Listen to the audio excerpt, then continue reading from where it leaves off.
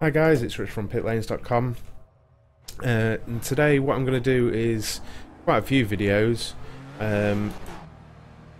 Firstly, we're in the Nissan 370Z on rFactor 2, and I'm going to do a little video on each of the GT cars on rFactor 2, as all four of them, I think it's four, have just received rather a large update. In the case of the 370Z, it's had things such as chassis flex implemented, a new steering system, it's had its suspension geometry redone also, engine mapping, no, not engine mapping, gear ratio, sorry, it's had redone as well.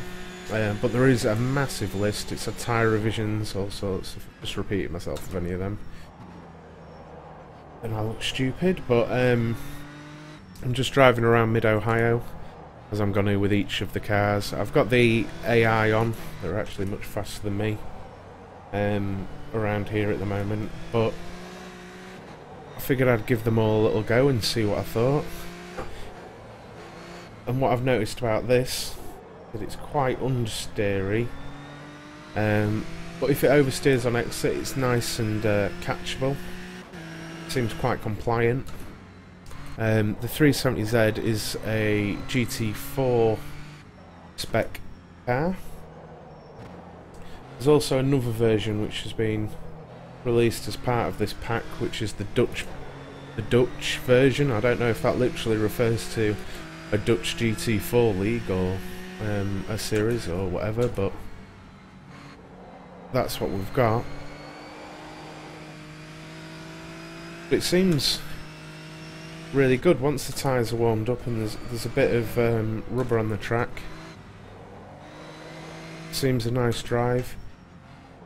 I've always had a bit of trouble with the ISI GT cars, which is probably just me, but like the feeling of gripping them has been somewhat muted for me in the past.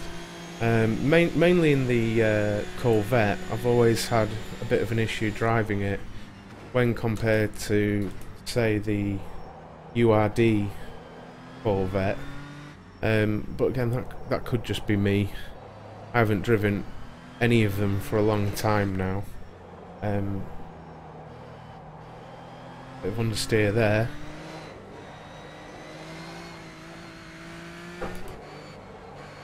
But yeah, before anyone moans, the real road is accelerated and stuff, because I just wanted to get a little bit of grip in the circuit and just see if the understeer was something that was to do just with the circuit grip, and it seems to have improved with a bit of rubber laid down, so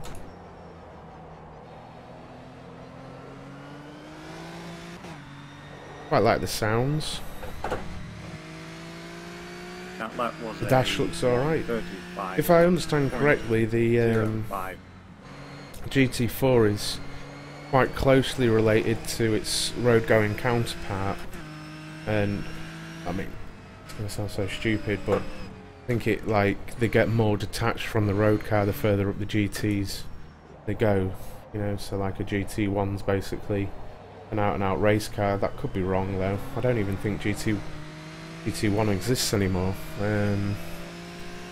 But I know the rename things, I get really confused with GTE, GTLM, GT3 and things like that, so I don't mind admitting I don't really know which one's which or what's comparable to one another at the moment, but I've no doubt someone will correct me in the comments on that one. But this car seems like a very sort of safe drive, because it seems to inherently understeer. That tends to be a sort of a safer approach for the more casual or beginner sort of driver, just because understeer tends to be easier to control, you know. If you're understeering, slow down sort of thing. There's oversteer, you've got a heavy right foot, you're pretty much buggered, you know. That lap was a 1. But certainly This seems like a really nice drive. It's getting a thumbs up from me. It'll be interesting to see how it compares to the other cars as I drive more. Sticking with Mid-Ohio for these test trials. It'll add a bit of a comparison for me as the driver. It was quite nice, I think. But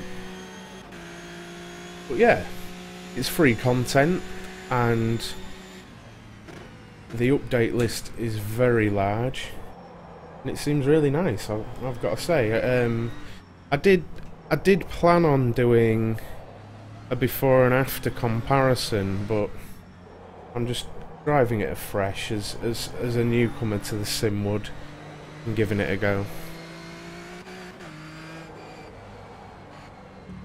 Hopefully it renders out alright, because normally when rFactor 2 renders, it goes all skew width for me, but yeah. Finish this lap. As you can see, I'm keeping it on track really quite easily while chatting, and that's a difficult thing for me to do. I'm useless at talking and driving. But yeah, nice car, very drivable. Dial out a bit of that understeer and who knows. Thanks a lot for joining me. There'll be more videos up soon, and I shall see you soon. Cheers.